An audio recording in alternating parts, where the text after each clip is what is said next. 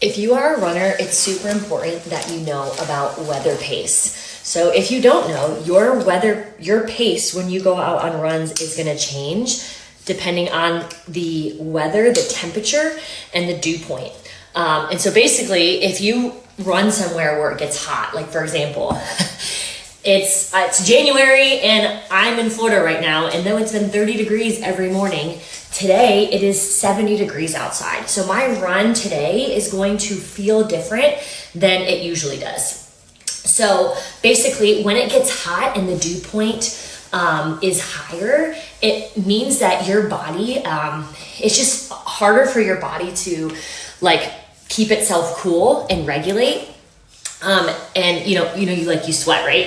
And it's hard for your body when it's hot and the dew point is high, which means basically there's like a lot of water in the air and it's hot water. It's almost like that sauna type feeling. Like try to picture yourself going fast in a sauna, right? It just doesn't work.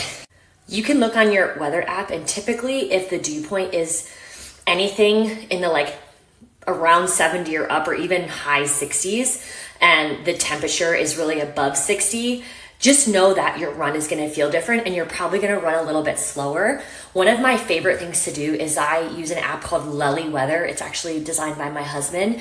And what it will do is it links to my Strava, and when my run is done, it will tell me my weather equivalent. So let's say I usually go at like a 10-minute easy pace and I'm doing my run and I'm like, wow, I am going 11-minute pace and I feel really tired. You can make this story of like, wow, there must be something wrong with me, or I'm getting worse, right? When that's not the case. It's just the fact that the weather is affecting how you're performing. So I feel encouraged a lot when I come back from a run and I realize I don't feel super great, and I look at my weather and I'm like, oh, the dew point was high, the temp was high.